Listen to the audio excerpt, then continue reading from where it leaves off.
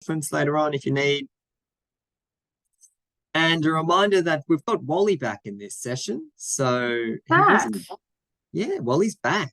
So just a reminder, you will see this fellow pop up in today's presentation, and it is your job just to keep tally of how many times you spot Wally, and this one is not included. So you're currently at 0 Wallies, but keep a lookout.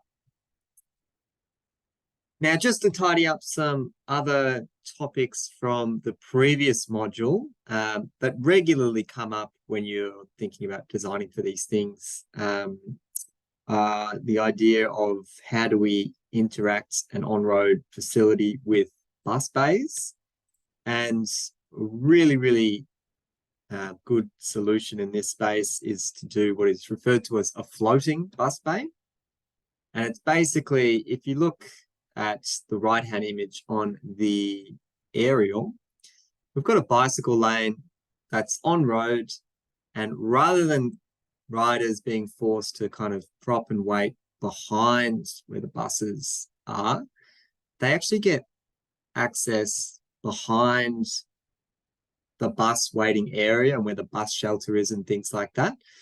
So they don't have to kind of conflict with people that are trying to access the bus or just stepping off the bus. Like, that's not where the conflict point is. It's deliberately offset from that, so you don't have that awkward interaction. So this idea of a floating bus stop is a really good design solution there. Where you do have more limited space, you can of course look to actually raise the conflict point. So it's a little bit difficult to see, but at this bus stop location here, the bicycle path kind of runs straight through the conflict point, but in order to make riders more aware of that conflict and also slow riders down, they have created this ramped location here, and they've got the give way to pedestrians as well, so it's clear where that priority is, and it's for those that are alighting the bus or getting onto the bus there. So another really sensible design solution there. This one was in Geelong, just in Victoria, and the previous one was in Manchester in the United Kingdom. But there are examples of floating bus stops in Australia as well. The other treatment I just wanted to quickly touch on was this idea of a bicycle boulevard or advisory bicycle lanes. There's a lot of different terms used for this type of treatment. The premise is rather than have bicycle lanes that just kind of disappear, you always have them consistent and they're always demarcated. And what makes them particularly unique is there's a shared travel lane for general traffic. So there's one traffic lane that permits travel in both directions, and your bicycle lanes are kept consistent throughout. So it can be a little bit confusing. So I'll just show you some photos that might clarify this. Where you're looking to implement these is low speed, low volume roads. So this is just an example in Canada. So 40 kilometer per hour, 1,000 vehicles traffic per day. And you can see that this carriageway width is only wide enough to support one vehicle at a time per direction. So you do need to, if you were driving within this space, kind of get over to the side of the road and briefly occupy the bicycle lane before passing one another. Now, this is just a signage that is associated with this treatment over in North America. We would certainly use some different types of signage. And we do have lots of examples, particularly over in Perth, that use this type of treatment. But there was also a trial implemented in Melbourne. This is Napier Street in Fitzroy. This was a few years ago now, where they implemented this advisory bicycle lane treatment. And in order to get the community aware of how to interact within this space, they did develop some animations and videos to show exactly how to drive within this environment. And I'm just going to show you a little snip of what this video kind of looked like. So we can see we've got a motorist that's traveling up towards the top of the screen at the bottom there, as well as a cyclist, two cyclists in the bicycle lanes there. We skip forward in time. The motorists noticed another oncoming motorists. They're both forced to kind of yield to any cyclists that may be traveling within that space to get over to the side, and then they can safely pass one another. Way to kind of think about this is if you think of, you know, local streets where you may have quite a confined carriageway already, and you've got parking lane, and there could already exist just one traffic lane, you know, and you basically just got to drive, and if someone's oncoming, then you briefly pop into the parking lane or in front of someone's driveway and let them pass, and then you go on. It's got that exact same philosophy. It's just they've kept the bicycle lanes consistent the whole way through, so riders aren't forced to, you know, yield to oncoming motorists or forced to put them in a position where they're a bit uncertain as to how to proceed. So another thing that you could investigate, but once again, it is definitely low volumes, low speeds. You don't really want to have lots of traffic in this area and forcing that, you know, that priority, potential confusion occurring frequently. But this is the one that is installed, Napier Street in Fitzroy, if you are interested in having a look yourself. Hopefully everyone had a chance to review the 360-degree footage. The first example was riding in a protected bicycle lane, and hopefully you got a good appreciation of how that feels. I'd love to hear your feedback in the chat section. Example 2 is an on-road bicycle facility where it's riding right up against the dooring zone, and you've got live traffic kind of coming right past you as well. So hopefully you got that juxtaposition of how it feels riding in those two different environments, and why riders are so much more inclined to use this type of infrastructure as opposed to anything that's near that dooring zone. But that's just capturing our last session. I'll now focus on what we'll be talking about today, which, as I alluded to, is all to do with intersections. A lot of the figures that we have provided in today's session are out of this very appropriately named document, Don't Give Up at the Intersection. It is a North American resource. So all the images have been flipped just so that we drive on the left-hand side here, so we want to make sure that we can appreciate it in more detail, but some of the terminology that they use is a little bit different to what we would use, so I'm just going to be translating that as we go through it. Very much the principles remain the same, and the way that it's configured and all those types of things are consistent. So we can still use this as a resource, and it still adds value. So in particular, what we'll be talking about in quite some detail is this idea of a protected intersection. We'll talk about the design elements that make a protected intersection.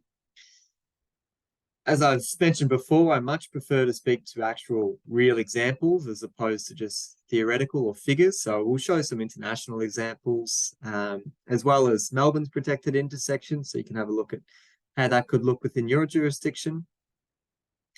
We'll then spend a bit of time talking about more general signalized intersections, so where you are unable to achieve a protected intersection, and what else could be offered to improve the safety for our riders. So just stepping back in time, it's been a really, really common approach for designers to do cycling infrastructure treatments in mid-block, and then as that facility approaches the intersection, it's been very, very common to just end all cycling treatments. So it just becomes this bit of a no man's zone, or, you know, there's just absolutely nothing until you get to the intersection, and then there may be a bike box, or there could potentially be nothing. And then as you exit the intersection, getting back into the mid-block, that's when you may have cycling facilities again. So that is a super, super common approach that we've seen in the last decades, and why our network kind of has this lack of connectivity as they are approaching intersections. And we're really going to focus on today of how we can, actually provide safer cycling facilities at our intersections and what that could potentially look like. So I'll get started with just a bit of an artistic rendition of a protected intersection. This is Melbourne's protected intersection. And the first thing that you may note is at each corner or quadrant of this intersection, there's these little build-outs or curbs. They're referred to as corner refuge islands, and they fulfill a very specific purpose, and they are inherently part of the protected intersection design. So they're absolutely essential, and you'll see them in different forms as we look at the different examples that we've got today. So those corner refuge islands are really, really imperative as part of protected intersection design. What they really do achieve is, and it'll be clear in the few slides that I've got, is they provide an offset from where the bicycle lane traditionally was. So it used to run right up against the left turn traffic lane, but now there's this offset that's provided. And it also provides a greater offset from that left turning traffic vehicle. Oops. So as this vehicle is turning to perform that left turn movement, instead of having a really awkward conflict angle there where it's just difficult to see riders, they've got this conflict angle that's much closer to perpendicular, which I've spoken about before, is where we tend to see the best sight lines. So it's much easier to see riders. Now, my little scribbles on that diagram may not have been as clear as you'd like, so don't stress. I've got plenty of other figures to talk through that. So with a conventional intersection, what we traditionally have is we have our bicycle lane, and then right up against it would be a left turn traffic lane. So there's generally very, very minimal separation. It could be a painted line and that's it, okay? So there's minimal offset.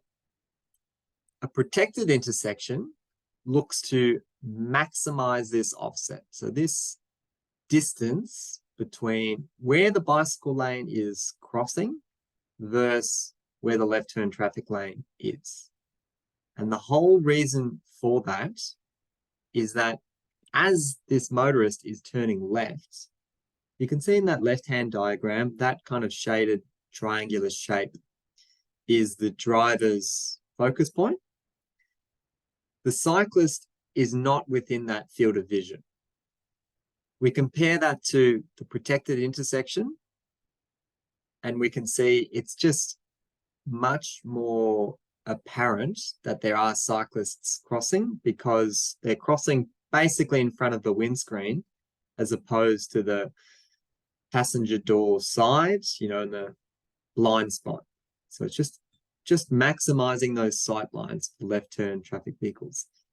And the way that protected intersection and offset is facilitated is through the use of that corner refuge island. So this feature here.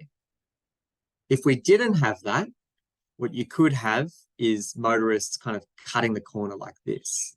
And then you would have an awkward conflict angle once again, which is what we're trying to avoid. We don't want to have that. We want to have our conflict points as close to perpendicular as possible to maximize those sight lines. So that's the general philosophy and the ultimate general arrangement that we apply for our protected intersections. We're mainly thinking about our left turn traffic and cyclists that are going through. This one is out of TMR document, Selection and Design of Cycle Tracks. Once again, just tells that story of the difference between a conventional and a protected intersection. So conventional on the left there is very close to the left turn lane, and you can see just by that illustration there that conflict angle is quite acute, compared to our protected intersection where we've got this offset and cyclists travel further away from the left turn lane. And so as left turn vehicles are crossing, much closer to perpendicular there. Show you a few examples of this on site. So this left one here is referred to as conventional. I wouldn't necessarily say this is conventional because typically there'd be no separation whatsoever between the bicycle lane and the left turn traffic lane. But that's the bicycle lane there on the left. And because this particular intersection is skewed, it kind of makes things even trickier. But this left turning vehicle would have quite a difficult time of trying to be able to see any oncoming cyclists that would be traveling through, as opposed to this protected intersection, which is much more convenient to be able to open up those sight lines. Before I get into the design elements, I'll just check in with Ainsley and Marissa to see if I've missed any questions.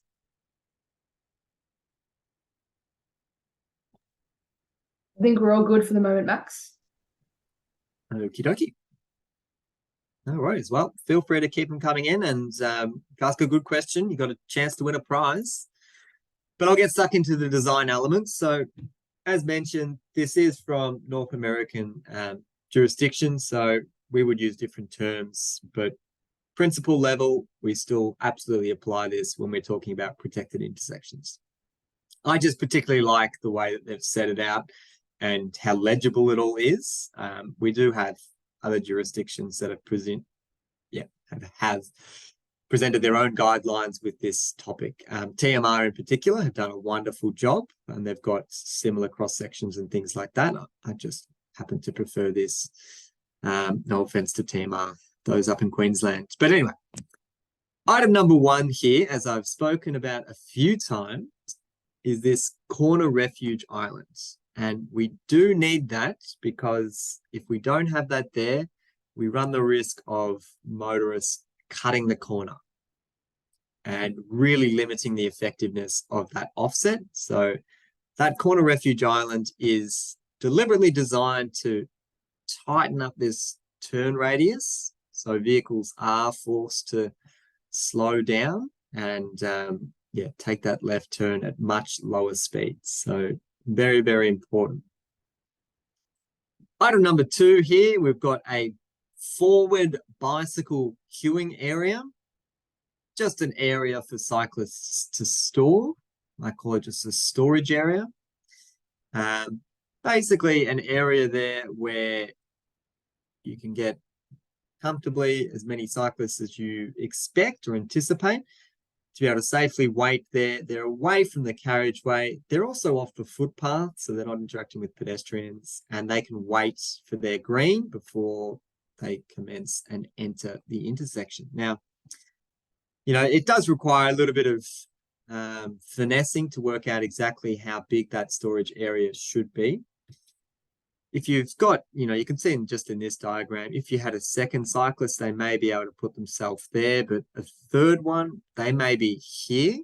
And that means if there's a cyclist coming from the other direction and they wanted to travel through, they're potentially going to have to weave their way around other cyclists. So you need to have a bit of that thinking about how many cyclists should be anticipating at this particular location and how big that queuing area should be to safely adequately allocate to that space. It's a bit of a tongue twister. Number three, motorist yield zone, or basically an area where you've got kind of the give way line marking or something like that. So motorists know that they are forced to yield to both riders crossing there as well as pedestrians crossing. Number four, this is a pedestrian crossing area. So rather than have these signalized intersections and have riders and pedestrians cross at the same locations, kind of like a shared crossing, instead we really recommend and advocate for separate crossing points. So riders on one side, pedestrians on the other. The reason for that is because, you know, prior to this, in the mid block, there was two separate facilities. There was a footpath, there was a protected facility or a bicycle lane, whatever it was. If you're coming to this conflict point with the signalized intersection and you're forcing both of those users to kind of, you know, share that space, you run the risk of cyclists traveling at quite high speeds and, you know, weaving in and out of pedestrian traffic, which is an uncomfortable experience and just increases the risk of colliding with any of those pedestrians. So you like to see those two crossing zones clearly demarcated and separated. Number 5, we've got a pedestrian crossing of the bike lane there. And something that I'm a really big fan of, and I think is a good idea, is because your pedestrians are, you know, when they're crossing in these environments, they tend to be looking at, you know, the green lantern that gives them the go ahead to get across there. And, you know, they might just be focused on that, or they may just be focused on getting to the pedestal, which could be in that little island section there. And so they're not necessarily anticipating to give way to cyclists, nor is it that common of an arrangement for that to occur. It makes a lot more sense to have the pedestrian movement prioritized, and the way that that is achieved is through the use of the zebra crossing, so that cyclists, as they're passing through this section, there's a clearly marked, this is where pedestrians have priority, you need to slow down and give way. So I think that's a really, really sensible thing to do, and just award pedestrians priority at all the legs, so that's just a continuous environment for them, and reduce the risk of cyclists just speeding through those all of those legs and fail to give way. The last one there is just a pedestrian curb ramp, so you just obviously maintaining that connection from the footpath level to the carriageway level. So you're making sure that you don't have any of those steep grades there or anything like that. So and as well as your TGSIs and things like that. Okay. As I said, I much prefer to speak to actual examples. So this is just in the Netherlands, just outside Amsterdam, and is an example of a conventional intersection. The next slide will show you how that looks today, which has been upgraded to a protected intersection. So you'll be able to see the before and after. And I want to just focus on the northern leg in particular. You can see that kind of ... adjacent the curbside. That was the existing on-road bicycle lane. Okay. So the first thing I'm going to do is I'm just going to draw the movement of a cyclist that is traveling through this intersection from that leg. So they'd be traveling close to that curb and channel and then riding in that type of direction. I'm going to pick a different color now. I might go blue, and I'm going to draw the path of a left-turning motorist at this location. So left turn motorist would do something like that. Now, just as a reminder, the way with the phasing, it's very, very likely that both of those users have the green. So both of them can perform left and through, and there's nothing that would necessarily stop that occurring. And that's very, very common in lots of our environments, unless you've got a left red turn arrow. But anyway, as you can see from this little diagram that I've drawn, that conflict angle is relatively acute. And if you put yourself in the perspective of the driver that was performing that left turn, the cyclist that you need to be concerned about is right behind you to the left, within your blind spot. So unless you've made some connection prior to this intersection, it's very, very difficult to be able to spot them at this point in time. So it's not an ideal setup. Now, if we compare that to how things look now with our protected intersection, which looks like this. And once again, I'll draw the movements for the cyclist and vehicle movements. So a cyclist would be kind of carried off-road or using a bit more of that carriageway adjacent area. They have a little storage area here where they've got a hold line, so they may have to wait for their phase to go. Once they get the green to go, they can carry on in that location as shown. Our left turning traffic would similarly follow the same path.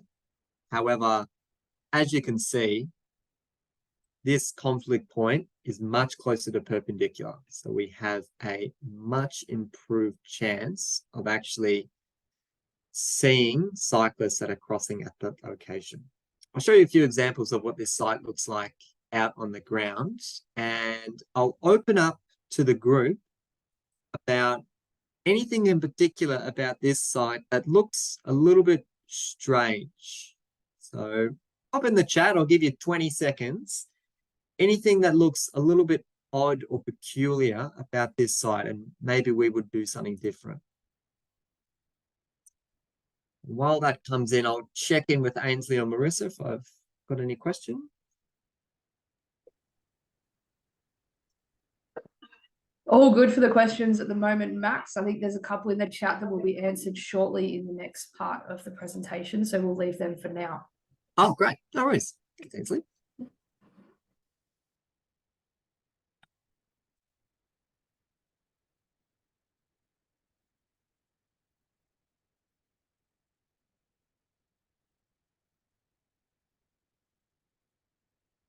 Everything is red.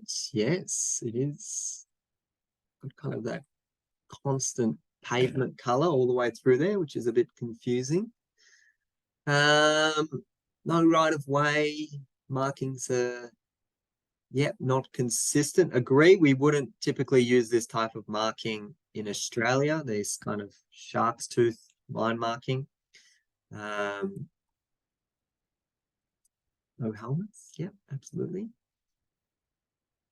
All right. The one that I've seen mentioned a few times that we'll give a prize out is just having this corner refuge island at the same level or grade as the surrounding area. So there's no like raised curb there. That's actually really, really unusual. And you can kind of see that the one in the middle, there's some degree of curbing there for the refuge island, but this corner refuge is just one flat level. And remember that instead of doing left turns, they'll be doing right turns over here. It kind of increases the risks of motorists just using that area that is designated for cyclists to take a more sweeping turn, which is not something that you really want to encourage. So although you can, this is the Netherlands and they're kind of expecting to see cyclists at every single intersection, it's probably an incredibly low risk, but within our jurisdictions, we would certainly expect to see this feature being raised so that we've got an actual physical curb to really demarcate where the edge of the carriageway is. Because as the other person mentioned, just having all that similar colouring as well, it's a bit confusing as to where, the carriageway ends. So we'll give a prize out there, Marissa, for whoever mentioned the level issue.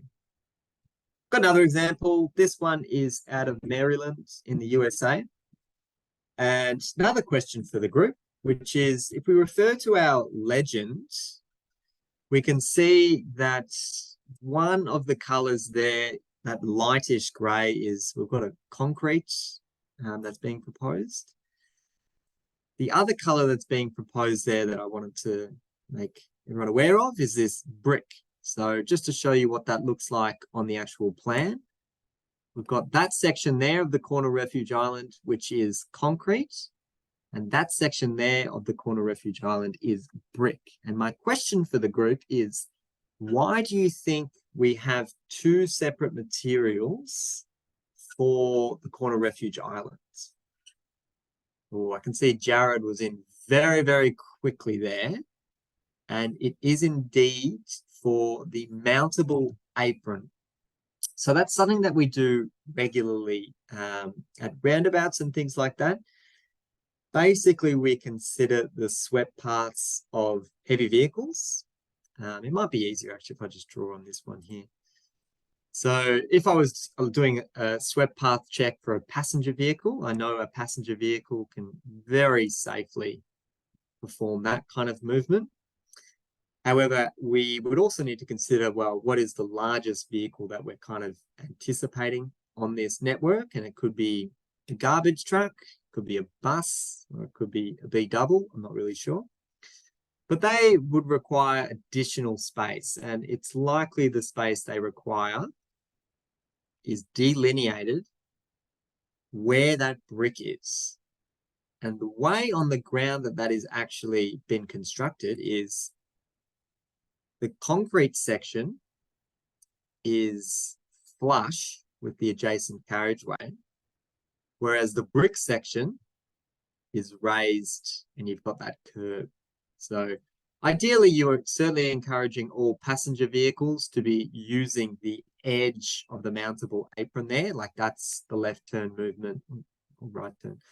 That's they're really being encouraged to use. However, it still provides for those heavier vehicles, longer vehicles, safe turning movements. So they're not always mounting the curb and channel. So yeah, definitely give a prize out there for Jared in first with the mountable apron. Well done, Jared. Another interesting thing about this particular site is, for those who may have noticed, the northern section of this site is bidirectional. So that's all bidirectional. You can apply protected intersections in both single unidirection as well as bidirection. All the other legs are just one direction. Yeah, and it can be a little bit, frustrating for riders if they have to do right turn maneuvers, because, if you're riding in this section here, you want to turn right, you kind of need to go left first, wait there for your green, and then begin to turn right. Once again, wait there to turn green before continuing on like that. So it does add a little bit of time there. But with the bidirectional, and if you were coming from the other leg, you could just do that to get onto a right turn there. So that's much quicker. Anywho, that issue is also present in this particular example. This one is in Manchester, once again, in the United Kingdom. It is referred to as the Cycle Optimized Protected Signals Junction, which is very conveniently abbreviated as Cyclops. So if you want to Google this one later on, just Cyclops Junction in Manchester, and you'll certainly get this result. Few peculiarities about this one. So you can see, once again, consistent in all of them is the corner refuge island that is being played out in all of them. This one actually flips where pedestrians and cyclists cross. So in the other examples, you had cyclists kind of closer to that line and pedestrians closer there. This one is flipped, and you've got pedestrians actually crossing over the bicycle lane to get into this internal refuge, or the corner refuge island there. And then crossing there, and then crossing back over the bicycle lane. So just another way that you could look to do these things. Yeah, just another example of that, of how that arrangement could work. But the other thing that I really wanted to show about this particular example, and the reason that we've included it in the course, is you may have noticed that there are these gigantic bicycle boxes. Now, as I've just mentioned, what we're generally encouraging riders to do is to perform those right turn movements using the protected facilities, because we know that we can open up those sight lines and, just trying to reduce the risk of any of those conflicts. Now, in this particular example, they've acknowledged that, well, not all riders will take that movement, because it is more circuitous, and they do have to wait for an additional phase to be able to perform that movement. So some riders will find that extra journey length unattractive, and they won't use that. So rather than force all riders into that position, with this particular example, they have in fact acknowledged that and said, well, you know what, we'll put in a bike box there. So if instead you wanted to park yourself in front of all traffic and put yourself into the right turn traffic lane, pick a gap in traffic, because this permits filtered right turns, and then do a right turn from there, you can do that. We're not going to take that away from you. I think that's a really kind of elegant solution where it's acknowledging that the riders' demographics are quite broad and diverse, and rather than just, promote only those that are incredibly confident and will ride in any intersection, and that's all good, you're also trying to provide infrastructure that works for those that just don't feel comfortable, and they are able to get further away from the carriageway, and they've got their own designated crossing points. You've kind of got a much better opportunity there to attract more diverse cycling groups. Here's what this one looks like out on the grounds. So as I mentioned, they've got the pedestrian and cycle facility swapped in this example. And just another photo there to show you how that works. Now, with this kind of treatment here, as I spoke to before, the way that we would kind of delineate that space is we would probably do a zebra crossing. So we would do a tiny little zebra, just so it's clear that as pedestrians access the corner refuge island, they actually have priority over the cyclists there. You don't want to create any ambiguity, and it could potentially be that within Manchester, the use of that yellow symbolizes that. I'm not 100% sure, but within our jurisdictions, we would certainly encourage prioritizing that for pedestrian movements. All right. We are up to Melbourne's protected intersection there. And once again, I'm going to do a little illustration to show how things have changed. So this is prior to any intervention. I'm not going to go into the history of this project because during the Module 3 video for today's content, I actually speak about this project in a bit more detail and how it came to get funded and all of those types of things. So I won't speak about the history. Instead, I'll just take you through the arrangement prior to the intervention and how things look like now. So I'll focus on the eastern side of this intersection, which is the right-hand side of the screen. And it's a little bit difficult to see, but you can see where I've just drawn the arrow there. I've got a footpath, and then adjacent that, I've got a protected bicycle lane.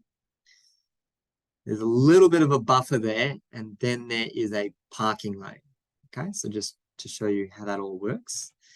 So if you were a rider in this environment, you would be traveling up to this intersection adjacent the curb and channel, and you get to about this point here. And then there was nothing. So either you have the risk of motorists that are coming from this further lane, cutting right across to get into this left turn lane. And because of all these parked cars, this is usually absolutely full because this is adjacent to park. All of that would typically be full. All of that kind of acts as just a solid wall where it's very, very difficult for a motorist to be able to see any riders that are riding in that bicycle facility. So that was already a very poor outcome. And this isn't even at the intersection itself. This is just leading up to it or on approach to the intersection. Anyway, so that point there, the approach to the intersection, there was no treatments whatsoever. It was just a free-for-all. So this was just a left-turn traffic lane, and cyclists were just expected to somehow get to the intersection and, you know, good luck. There was a tiny little bicycle box at the front of the intersection. So riders could position themselves at that point there, and then get, you know, an ability to travel through there. So they don't have to actually do the left turn movement there. They can travel through.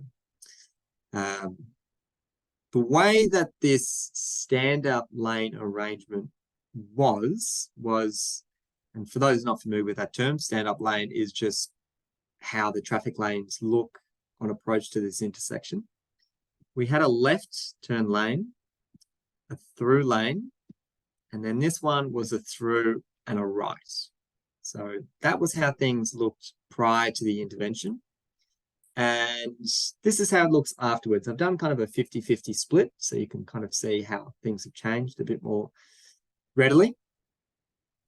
The initial risk that I talked about there of the bicycle facility just disappearing was completely removed, because the protected bicycle lane was carried up all the way to the intersection. You can kind of make out just those little separators there. So there's no conflict with the traffic on approach to the intersection. So that's how things started. I may as well just make this full screen now so you can have a bit of a look. Once again, it's very clear to see corner refuge islands that have been applied at each quadrant of the intersection.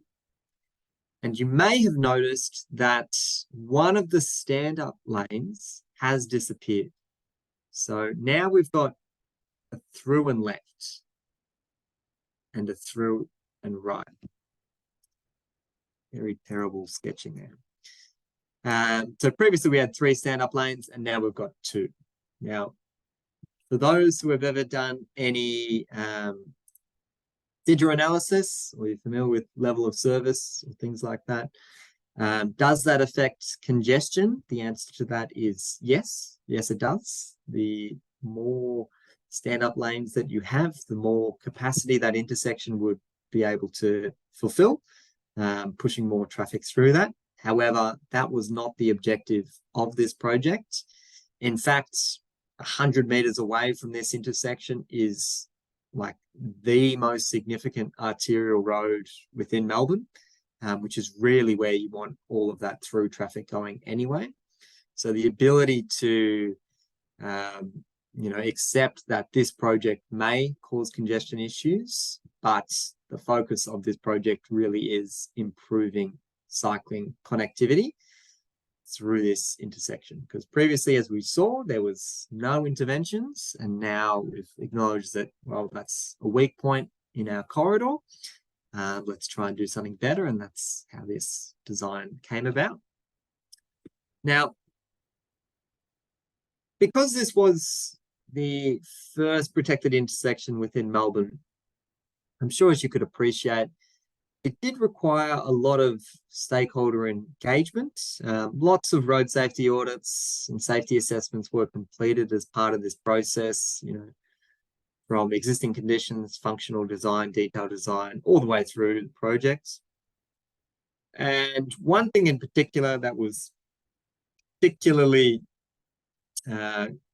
interesting or being noted as a risk was the corner refuge island.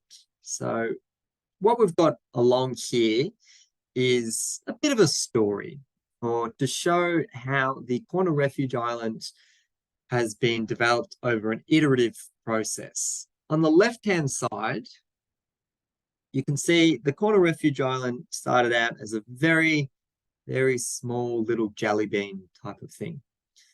And there were some initial concerns that providing this tiny little curb and channel, well, that may not actually be seen by motorists, or it may not be seen by riders either. So there's a significant risk of motorists just driving over it, or riders riding into it and potentially destabilizing, falling off their bicycle. So after a bit of thinking, there was a decision, well, we certainly need to make that a little bit wider. make it a little bit more prominent, which is how option number 2 came about. So you can see that that has increased in size, but how this one was kind of discussed was, well, it's not really providing a nice, neat turn radius. So if you kind of look at how a left turn vehicle may interact with that, it's kind of got these rather sharp turns, which is not really how general traffic, perform their movements. Instead, you'd typically apply one smooth radius through there. So that led to our third iteration here, where we've got a bit more of a kidney shape, I suppose you could call it. And this was, past the swept path checks and things like that, and that one was looking good. But there was a bit of a concern around how many cyclists actually use this, particularly in the AM peak, all the riders going into work, commuting. It does get very, very busy, and having just lots of riders use this area, is there enough storage space there? So that's how number 4 of the iteration process came along. You can see it's skinnier on the bicycle lane side, and that's deliberately so there's more storage space. This one's more of a boomerang shape. And then finally landed on this final design. The reason that this has got this shaded section is so riders that kind of want to maintain speed can kind of cut across just a little bit. So that's why that's there. So it's just that part there in the shade is mountable, and it just means that they don't have to do quite, as significant of turns going left and then right to be able to cross over this intersection. Now, because, as I mentioned, this was an innovative treatment within Melbourne, lots of stakeholders involved, lots of people airing their concerns and things like that. And, it's very difficult to appreciate what this would feel like if you're just looking at it on a paper level or, digital copies or whatever it is. So the project team decided, well, to get everyone over the line and make sure that we all feel comfortable, what we'll actually do is we will construct a 1-to-1 scale of this intersection. We're going to line mark it all out. This is an off-road depot facility, so it's completely away from the public. It's a controlled environment. And this is the intersection that was, eventually constructed, showing those corner refuge islands, showing where the cyclists are crossing, where the pedestrians are crossing. Got a nice photo there of all the stakeholders. They got a chance to actually experience what it feels like. So it's no longer hypothetical or theoretical. It's actually, this is what this intersection would feel like.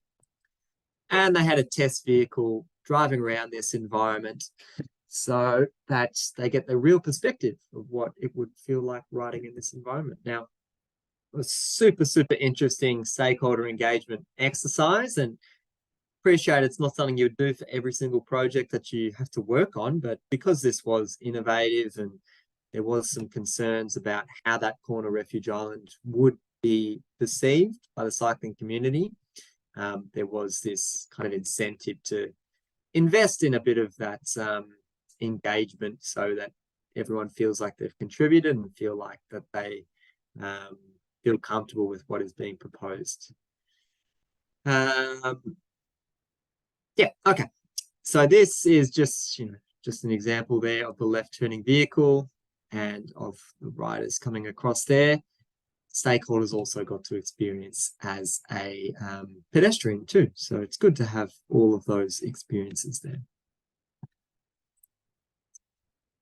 I just added this image in as a reminder that if you are doing any protected intersections and you do have heavy vehicles, I already spoke about the need to do the swept path checks to work out, if you need any mountable apron for where the corner refuge islands are. That's a pretty common way to treat things. It's also pretty common to relocate where the hold line may be, just to ensure that if you do have a heavy vehicle that is turning left, that they are not then, moving into the space of someone that's propped there at the lights, creating head-on or sideswipe crashes and things like that. So this is just a note to do the check for both the corner refuge islands, make sure that you've got adequate space for those left turn movements, but also that the hold line is adequately positioned so that they can safely perform that movement. Now, for this last few images, just to show Melbourne's protected intersection, and then we'll take a little break. This is a video that's just been, cut up in time. And this is myself as a rider traveling straight through here. And this taxi driver is turning left. And the yellow line that I'm going to show in these next few slides indicates the traditional position of a cyclist. The green line is just the left turn movement of that vehicle. So I'm going to go forward in time now. And remember, this is just a split second in time. This isn't as slow and laborious as what I'm showing you. This is an instant that you would be in this scenario if you were riding through here. And if you were in a traditional position, your route would look something like that. And the vehicles would look something like that. If you were riding, you would basically need to make that decision right now. Has that taxi seen me? Do I need to slam on the brakes and yield to them? Or are they going to slow down for me? And you've just got to make this split second decision. Instead, what is occurring is we do have this offset that is being provided. So we've got this purple line that's showing the protected intersection route. And once again, a moment forward in time looks something like this, where yellow was the conventional path, green is the left turn movement, and that purple, you can clearly see how that offset has been provided. And if you also focus in the passenger kind of, not windscreen, is it windscreen? Passenger side there, you can see that the taxi driver's body and neck positioning looks like they are really focused on me as the rider, which is just a wonderful outcome and exactly what you want to see with this type of design. So it's definitely achieving those design objectives of maximizing those sight lines. Final thing I'll just make note of protected intersection design is ensuring that not just at the intersection you've got good sight lines, but leading up to the intersection itself. So ensuring that you've got clear sight lines, so there's no like parked cars or trees, vegetation. That's a really common one, or even roadside infrastructure, bus shelters, things like that. Anything that could potentially block sight lines from riders to vehicles. And that actually works in both kind of perspectives. So it's important for the rider to be able to safely sight any of those vehicles and for the vehicle to be able to sight any of those cyclists as well. So it's important for both perspectives to be able to manage that. Yeah, I'm going to take a break now. I'm going to do 4 minutes and then we can come back and we can talk about more conventional signalizing intersections. So 4 minutes, grab a drink, hop to the bathroom if you need, and we'll speak soon. All right, welcome back, everyone. Ainsley, any questions that have come through? Yeah, we've got a good one that's come through on the Q&A chat just about, do protected intersections only work as signalized, or can they also be applied for unsignalized intersections? Great question. We'll give a prize out there. They can be applied at unsignalized, so it's just maintaining that principle of using a corner refuge island or an offset so that you've got vehicles that are slowing down and that they are crossing close to perpendicular at those conflict points.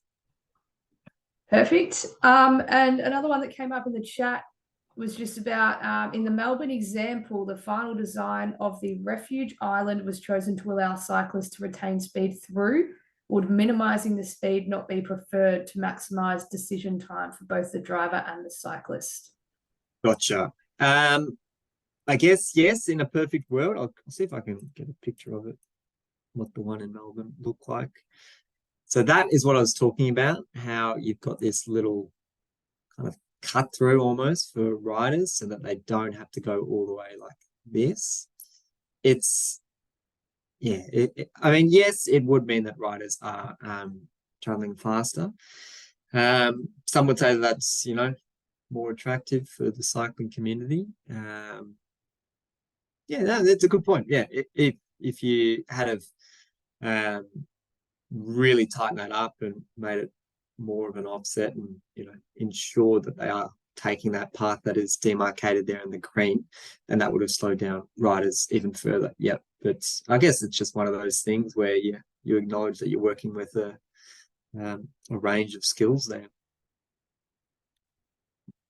Perfect. Thanks, Max. I think that's all for now. No worries. Well, keep the questions coming through. And we might launch the poll, Marissa, if that's okay. Just to close off this topic of protected intersections, the question that we've got is, the most important feature of a protected intersection is, and your options are, maximizing sight lines between motor vehicles and cyclists, conflict paint, banning general traffic movements, or separate phasing for general traffic and bicycle traffic. I'll let you read over that for 20 seconds and then we can move on to the next little component.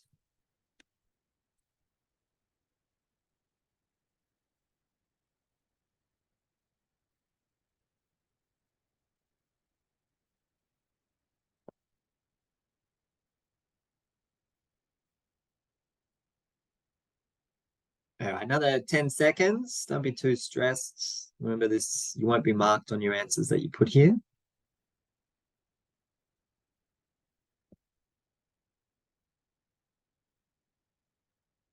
And we'll stop and share the poll results there. Yes, so the first answer there is the one we're after, maximizing sight lines between motor vehicles and cyclists. Alrighty. And we'll hop into our next section. Oh, so many arrows. Which is another little segment that we like to do, which is, of course, what's wrong with this photo.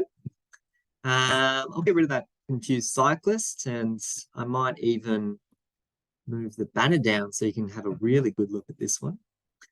What do you think is wrong with this photo? And also, we'll give a bonus prize out for anyone that can guess where this photo may have been taken, which country. And Prue, I can see your question there. So did we get to the question about minimum widths of traffic lanes? Nothing is altered in terms of specifically for a protected intersection design. You'd still be referring to your AGRD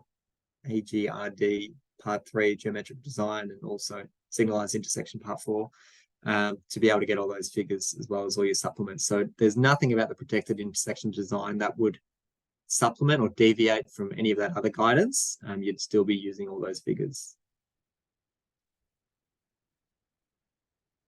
Alrighty. So let's have a look. Poor surface condition, yeah. Bicycle lane crossing.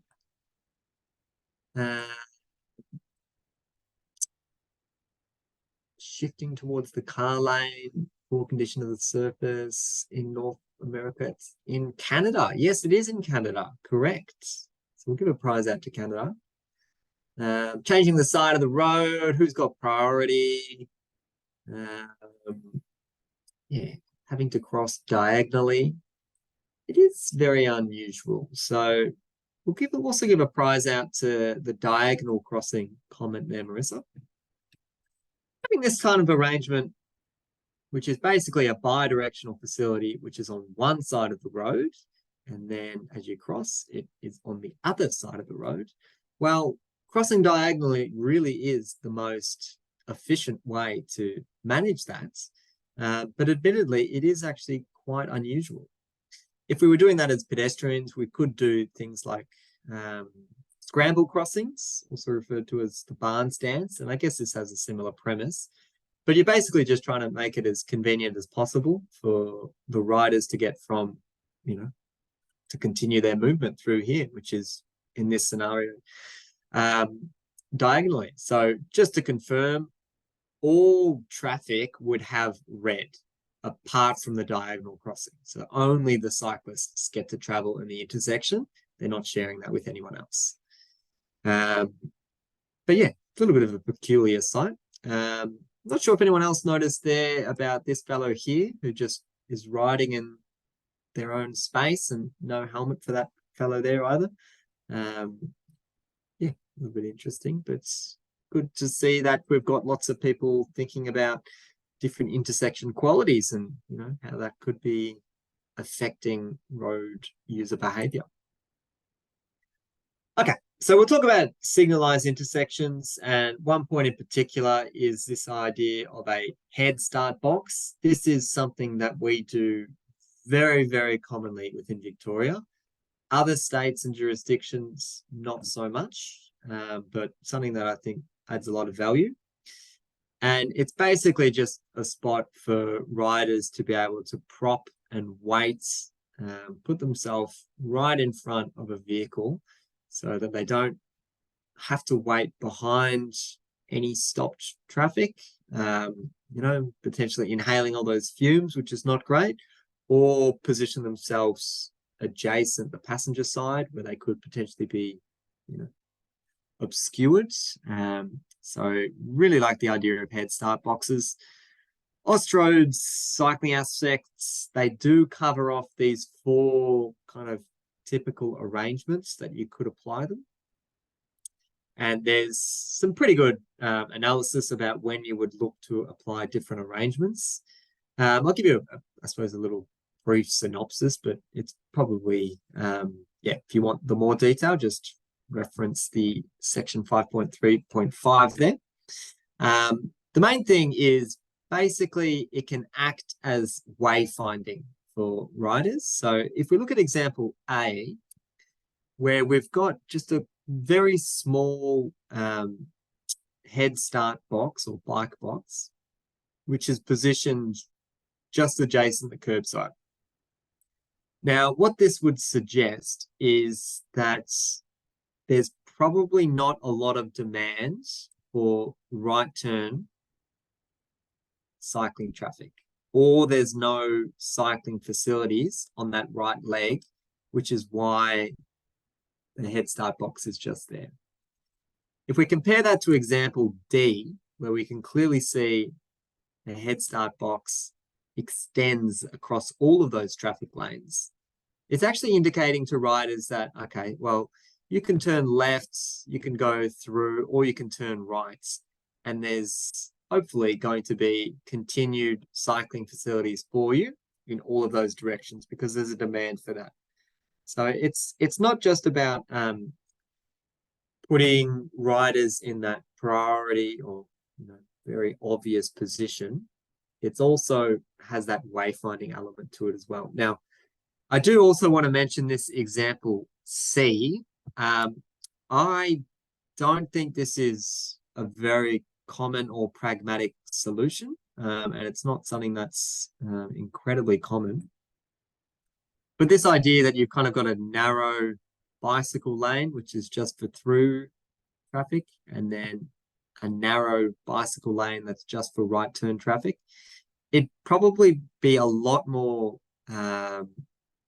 common for just this through bicycle traffic lane to be provided and then extended over the right turn as well. That's generally how that is managed.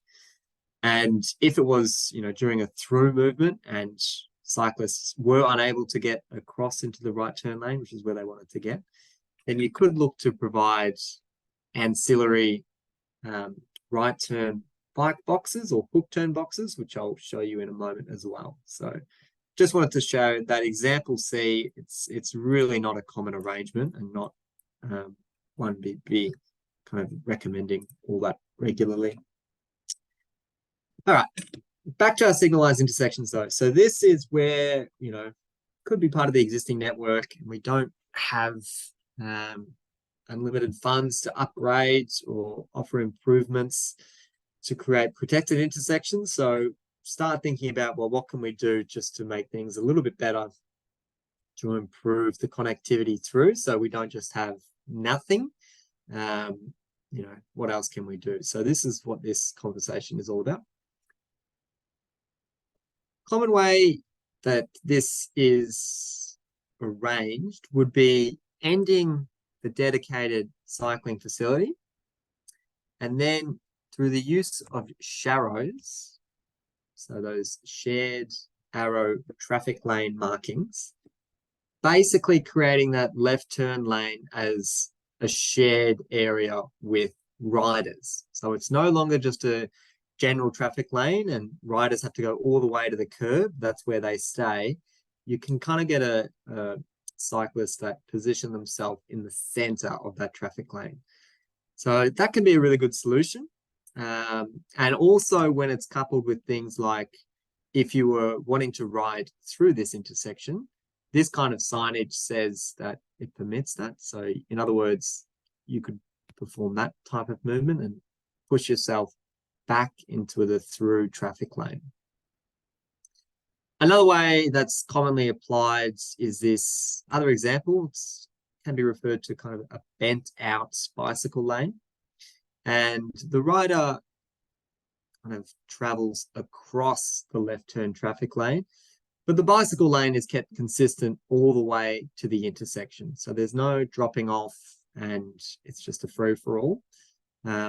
It's kept consistent all the way through there. And then hopefully as vehicles are turning left to get into that left turn traffic lane, they're much more aware of that conflict point because they can see the bicycle lane, they can see the conflict paints. But obviously, because you've still got that conflict existing, it still has that risk of potential collision. Ideally, what you would love to see is, in this second scenario, is if you manage to put in like a little speed cushion so that as vehicles are turning left to enter the left turn lane, they're physically slowed down, just to once again reiterate that they are approaching a conflict point. So that would be, another great way to potentially manage those conflicts. Okay, I'll speak through just a bit of an anecdote. And previously where I used to live to the right of the screen in this aerial image. And the left of the screen is where the office is. So I used to ride this section incredibly frequently. And if we have a look at what my ride was like in the morning getting to work, you can see this section here is an on-road bicycle lane, which is adjacent the dooring zone. So by no means is that the gold standard. And this is a 50 km/h speed zone. It's pretty busy as well. But that's how I was riding on my way to work. On-road bicycle lane.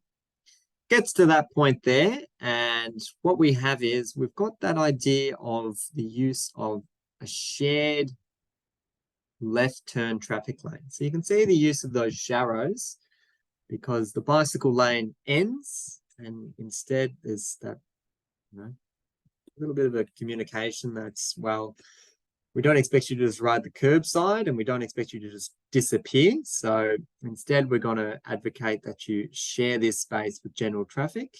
And as you travel through, you can do a through movement there as opposed to you just only being able to turn left there. So that's what my ride was like going to work. Now, after a long 10-hour day, coming home from work would look a little bit like this. Very, very similar arrangement. On-road bicycle lane, adjacent the dooring zone.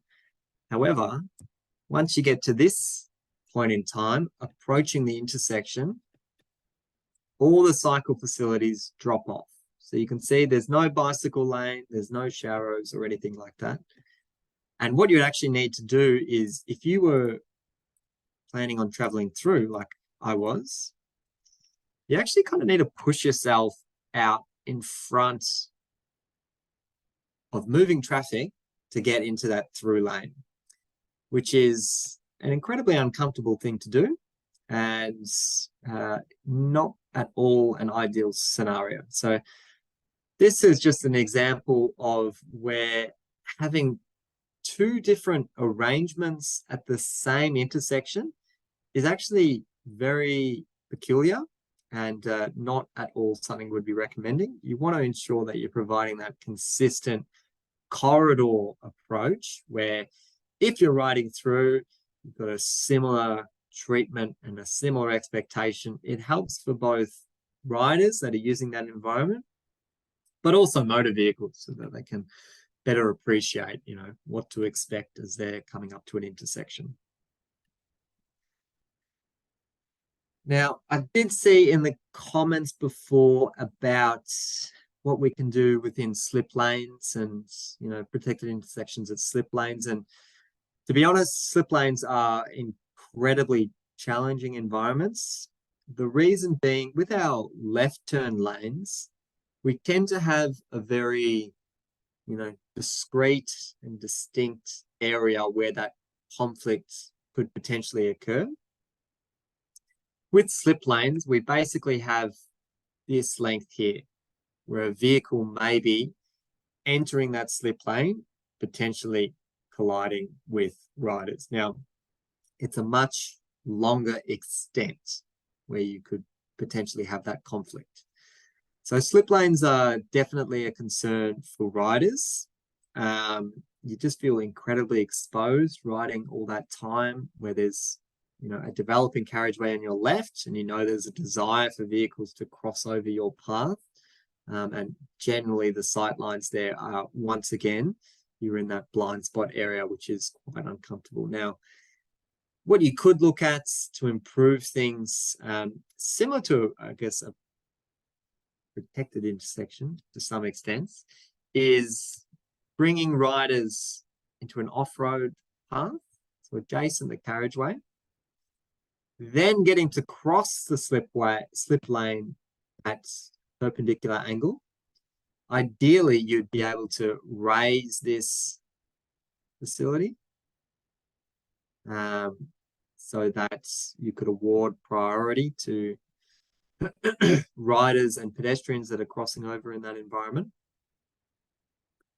My only caveat in saying that is, so this is certainly what you'd be looking to do if you're in any, you know, strategic cycling corridors or, you know, areas where you know you've got a really diverse range of cyclists. But my caveat in saying all of that is, if we look at the example that I've got shown here, this is an 80km/h road. It's crossing over a motorway interchange or a highway interchange. It's approaching another very large intersection.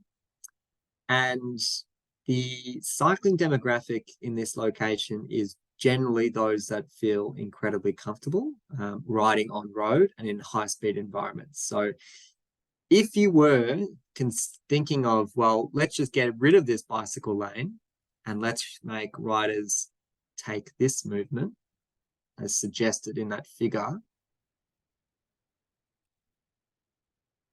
it's likely that those who are actually using this would not do that, nor would they feel like that is an attractive means to, you know, address their safety concerns. Because it's likely that, given that they're already within this environment and they're riding in, you know, multi-lane, high-speed arterial road, they've probably got some degree of confidence in cycling. And if you were to make them take any route that is slightly out of their way or involves very, very tight turns, like what is shown on that right turn against the slip lane there, just unlikely they're going to use it. You're more likely to get your training cyclists that are just going for long distances and that thing, using this type of facility. So I suppose I like to be a little bit pragmatic and cognizant that not every intersection can necessarily be built the exact same way. You do need to think about, type of riders that you do have there, and what's the likelihood if you do provide that, much safer off-road option, is it actually going to be used? Because if potentially you were doing that and then getting rid of the on-road, you've potentially made things worse anyway. Anyway, that's just I suppose a bit of a subjective assessment, but just ways that you can analyze that risk. Okay, I spoke briefly before about hook turns, and something that we do very, very commonly once again here in Victoria, both in motor vehicles and also on a bicycle. And it's basically the idea of you turn left to then turn right. So this is just an illustration of what a hook turn looks like. It's just these little pavement markings on the carriageway. And it's more common if you were in multi-lane environments. So there's several stand-up lanes, but you could apply it in single stand-up lanes like shown here. But basically, if you were a cyclist wanting to turn right, you could use this little box that's situated on your left, get you out of the carriageway traffic, so you don't need to worry about holding up traffic as you're trying to pick a gap or getting over into the right turn lane.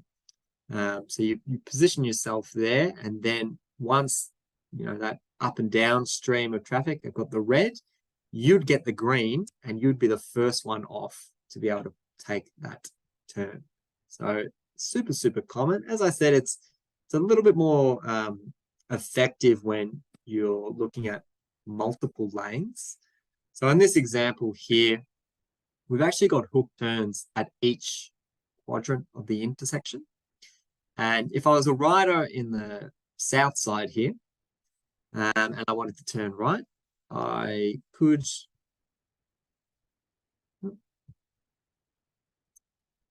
take this type of path here, position myself in that little hook turn box. Once that stream of traffic has finished their phase, this other stream would get their green, and you'd be the first off to enter that intersection. So it's kind of like a bike box, but it's used to facilitate right turns. And just to highlight there, the alternative would be a cyclist that is forced to get from the bicycle lane over into this right turn lane. So they have to cross over the through traffic lane and also potentially traffic in that right turn lane. So you can see why that would be quite an uncomfortable experience. It's limiting the amount of that conflict that riders may have with general traffic. That's just a little, look of what that looks like out on the ground. You can also apply this kind of treatment at T intersections. So it's got this same kind of philosophy whereby instead of forcing riders to get over to a right turn lane, instead apply the right turn where it's most convenient for them, which is generally, as close to their bicycle lane as possible without crossing any traffic lanes. So this is, within the Austroads report, and it shows a rider who may want to be turning right. They would have this little bypass, little cutout here where they can position themselves. There'd be a little pedestal or a little button for them to push. They push that, traffic would stop, and then they are able to perform their right turn. It wouldn't be at the same time as this right turn, because then you'd potentially have an awkward conflict there. So there may be an opportunity for it to be an all red scenario, or potentially only permitting that left turn there. But once again, the reason that you'd be going for that approach is it saves someone who's riding having to get across into this right turn lane. And then if it was right turn filtering permitted, potentially positioning himself right in the middle of the intersection, waiting for a gap in traffic before doing that right turn. So it's trying to avoid that scenario, basically, which is a good outcome. Here's a bit of a snapshot here of one that has been installed in Adelaide. And works a little bit differently because riders are actually crossing kind of at the pedestrian crossing here. So they're going on that side and then that side, and then finally completing their right turn maneuver. But it's got that general idea of, rather than forcing riders to get over to this right turn lane and crossing in front of all those traffic, they've got basically a dedicated phase to do so. This one is clearly not a signalized intersection, but has elements of what I was just discussing there. That's been kind of used. On the left-hand side here, we've just got a on-road facility, and that is then being merged over to the other side of the carriageway. In that Canadian example, we saw a diagonal crossing. Well, that could be facilitated if you had signals and things like that to stop, traffic. But if you don't have that, well, this is what was installed at this location, which is trying to get riders off the path, pausing at this location here, crossing when there's a gap, providing a little bit of room in there to hopefully, take their journey in a couple movements. So they don't have to do it in one passage, and then get over to the other side there. So once again, you don't want to try and force riders to do a diagonal, get over to that in just one movement. It's got that idea again of trying to make it as convenient as possible, even if it means turning left slightly to be able to turn right. Most riders are okay to do that. And hook turns are incredibly common, not just for those that, are uncomfortable, even those that are training cyclists or commuter cyclists that ride regularly still tend to use hook turns as an option there. I'll check in with Ainsley if any questions have come through, and also Marissa. Yeah, so Max, I think in general, they're pretty good. I guess one question that's just come through recently was, would it not be worth moving the end of the bicycle to be, the end of the bicycle lane, sorry, to be before the red arrow, as opposed to having it continue slightly after? Good pickup. Yep, let's give a prize out there. Yeah, you probably would do that, wouldn't you? You'd end the lane there and maybe even trying to channel cyclists in a little bit more, so it's much clearer that that's the path that you want to take. Yep, I agree with that.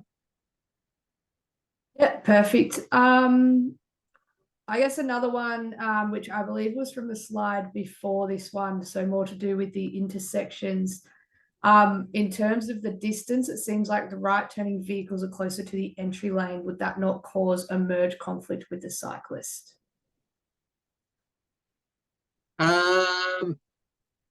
Potentially, was it this one? So do you mind? It may be, yeah.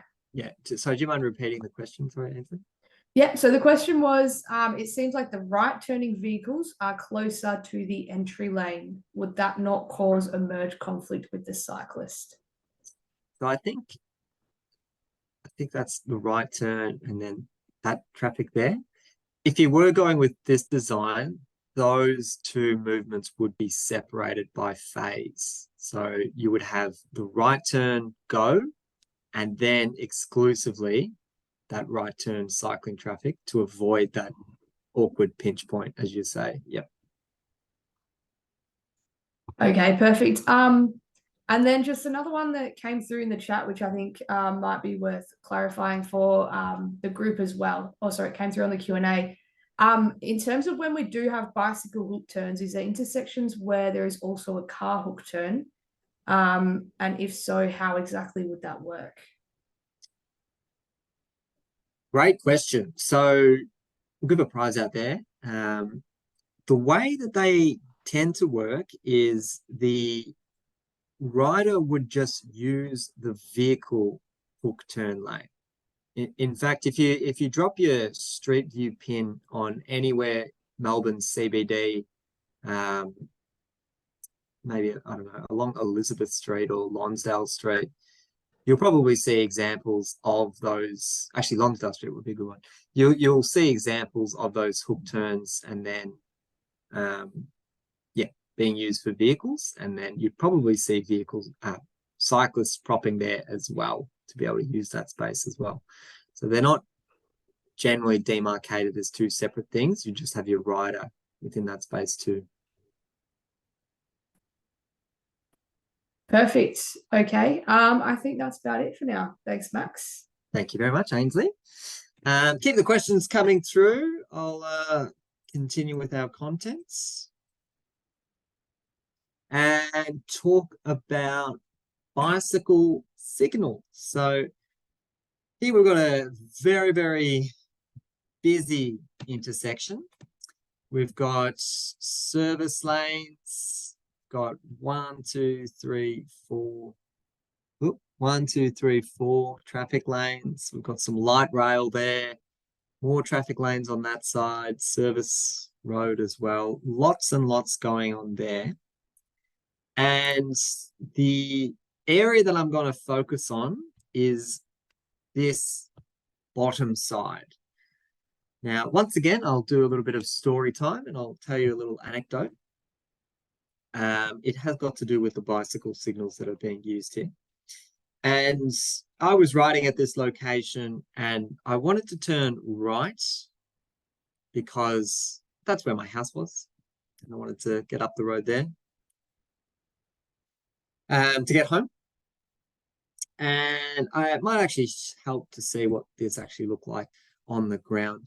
It does look different to the aerial, but it's more or less the same. So this is that bottom side of the aerial that I pointed to before. Tiny little bicycle lane there. Little bit of a head start box. You can see it's a little bit in front of the hold line for general traffic. And although it's not activated at the moment, adjacent the signal lanterns is a bicycle lantern. And all that is, it's just a bicycle symbol that goes green. So cyclists get a head start through this intersection. And that's a really, really positive thing to do for a few reasons. You get riders, in that prime position where they're easiest to be able to see, which is, right in front of traffic. So you don't have to worry about them being on the passenger door side where they could potentially be hidden. They're a lot easier to see. So they get the first entry to the intersection. The other benefit, and particularly in this example, is if you've got lots of riders queuing up waiting, ultimately, it's very common that they would be blocking access to this slip lane. So if you give them the head start, you kind of flush up all of that queuing that's occurred, and vehicles that wanted to access that left turn slip lane now have that opportunity to do so. But anyway, that's not really the main benefit. That's just another note. It's a wonderful thing to be able to provide that head start and just really improve the safety and the prominence of riders as they're entering the intersection. However, one of the disbenefits, I suppose you could call it, which this is where the anecdote comes in, is the bicycle signal itself is set up to encourage through movements of riders. So in other words, when that light goes green, it's actually saying riders, you can head start and travel through. Now, as mentioned, I actually wanted to travel right at this intersection, but intuitively, when I saw a green light to go, I just went, time to go right, time to go. Now, to show that on an aerial, this is the movement that bicycle signal is promoting. It's that through movement. instead, as I was riding through, that is the movement that I wanted to undertake. So I saw the green and started turning right in that fashion. I got to about that point there, so right in the middle of this giant intersection, when general traffic also got their green, meaning other vehicles could start traveling. And then I just basically ended up in the middle of the intersection and had to pause and wait until I got a gap before completing my right turn. So you can see why sometimes bicycle signals may actually have a layer of confusion to them. They are clearly to provide a head start for one specific movement or maneuver. And yeah, it should be communicated to cyclists that that is the journey that is being given the head start, and not, any other left turn, right turn movements. So nothing that came out of that, but obviously just a little fun lesson and something I learned from this particular site. This is a photo out of Perth in WA, and really common along this corridor here is just to integrate the cycle signals within the face itself. So it's just one cohesive unit. And I really love this idea of, as I mentioned before, providing that consistency along a corridor. So if you are riding on this particular network, both for general traffic and for riders, you will continually see this layout, and continually riders will get the head start. So it's just a much more smooth journey for any of those riders in that location. Yeah, and just makes it a lot more consistent, and there's less variability in what those intersections could look like. Ainsley. Yeah, so we've just had a couple of questions that have come through on that last example, Max. So I thought we better run through them while they're fresh in our minds. So this question is, are the bicycle signals user activated by the rider, or are they generally sensor based, or do they run every phase? Excellent. Great question. Give a prize out there. It is a loop that is installed within the pavement. So the exact same as detector loops for general traffic. It's just a much smaller version in the bicycle lane. When a cyclist rides over that, that's when it calls up that head start function. But if there's no cyclist, no head start. Perfect. And another one here, would this be a situation where the cyclist is expected to use the ped crossing along the northern side to turn right? Or I guess, what is the best movement for a cyclist to turn right if they don't feel comfortable going across the traffic lane there? So after this one experience, I no longer did that right turn, because I know that that is not something that's been recommended. And the way that I did it was I did a hook turn. Even though there is no provisions, I would put myself right in front of general traffic there, wait for that phase to go, and then cross over like that. I guess you could go further up and cross over as pedestrians and then maybe enter the service road there, but I really don't like that service road because there's lots of that perpendicular parking, and it's a very high turnover of parking as well. So I actually preferred to be on the carriageway itself.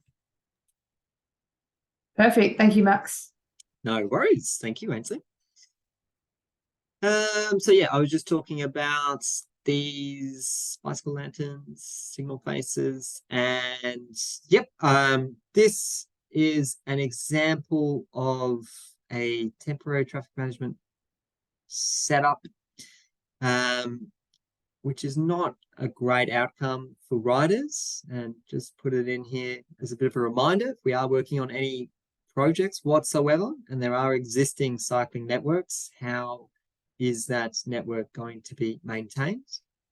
So as you can see here, they've just kind of closed off the bicycle lane and said merge right. So merge in front of all these traffic where it's already an incredibly narrow traffic lane. So not a great environment. Ironically, this was actually part of that protected intersection project that I showed in Melbourne before. As they were building that, this was the temporary traffic management that they had set up, which clearly does not promote safe cycling connections. If you were looking at detours, you know, perhaps a viable option is seeing if we can put a temporary arrangement where riders are able to access the adjacent footpath or widening the footpath, just to make it much more convenient to maintain that movement there.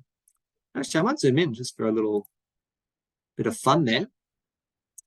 See, we've actually got a sign as well. Ooh, we've got a sign there that says hook turn on the pole. So we do sign out hook turns as well for our cyclists, which is interesting. Anyway, a few more things that I wanted to cover as part of today. And one of them is the Module 2 assignment. Now, we haven't got to marking them all just yet, so don't get too stressed if you haven't received your grade, but we have seen lots of submissions come through, so thank you very much for those that have already hit the send button on those ones. For those that haven't, you can of course get started at the end of today's session, would be a prime opportunity. But I did want to just share a particular design feature about this. If you haven't done your assignment yet and you think, oh, I might just include this as one of my findings, we don't want to encourage you to, just take what I'm saying word for word now and popping it into your assignment. So please don't, reference this in your assignments. This is just to tie into our discussion on signalized intersections. And the location that I'm going to focus on is the very start of this project, which is York Street and Wellington Street. And I've conveniently popped in some little figures just to help illustrate this discussion.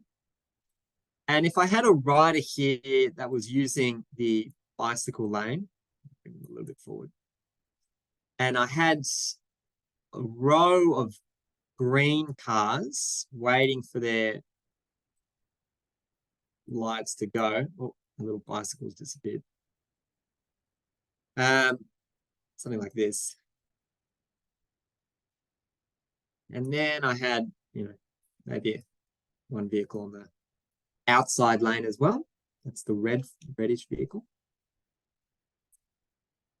The thing that I wanted to just show as part of this arrangement is a rider traveling here may want to travel straight through this intersection, something like that. I might make that a little bit thicker so you can see that a bit better.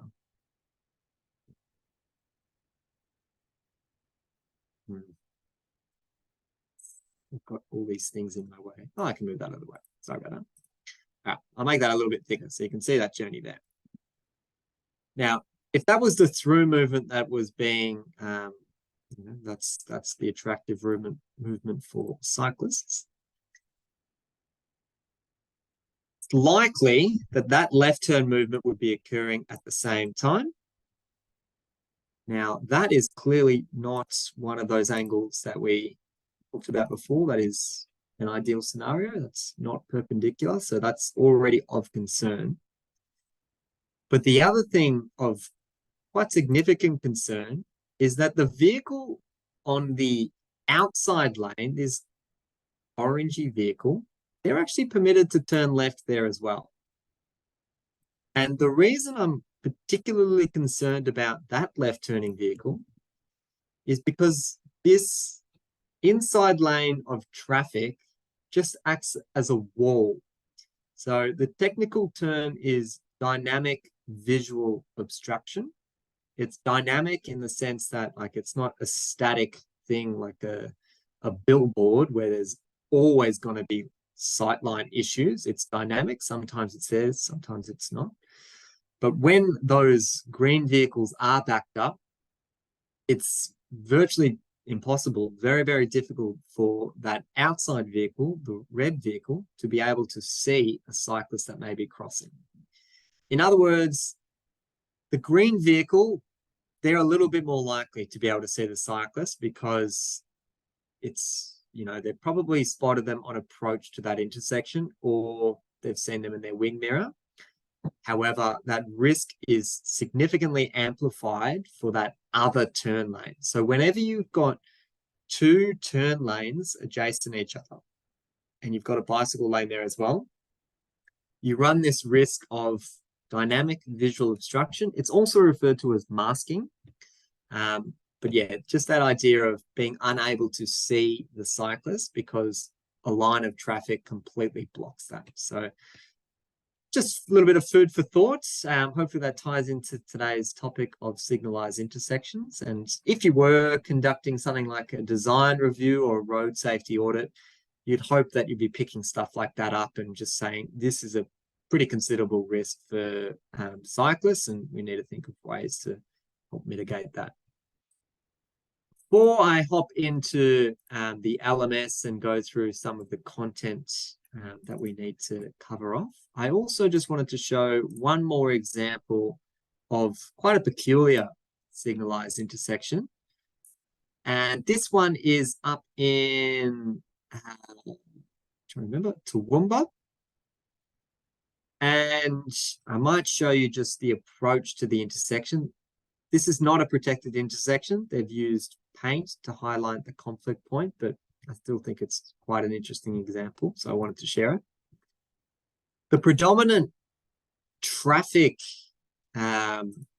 movement at this location is this left turn to go into the city centre, whereas for cyclists, it's this through. So you've got this awkward time where basically lots of vehicles are wanting to turn left across. And prior to this point, the bicycle lane was adjacent to the curb. So if I turn around now and have a look at how this conflict has been managed and stop opening up random little shops, you can see that there's just been this giant installation or rectangle of conflict point, because what's occurring is the bicycle lane, which was much closer to the curbside, is now being brought out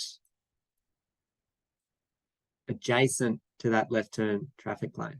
So you've just got this giant patch of conflict paint, and now during this location is when you'd expect to see conflicts, both vehicles turning left to get into that lane and also cyclists probably diagonally heading across to get into their bicycle lane. Pretty confusing arrangements, but just wanted to show you that this is an example of how that interaction has been managed. If anyone from Toowoomba knows that site and has any details, I'd be more than happy to hear from you and how you find that scenario. But anyway, just to get stuck into the actual coursework for today, as always, we've got the presentation details saved there, so you can look back on any of that information provided. We do have a 360-degree video that we will get you to watch before our next session, which is on Thursday.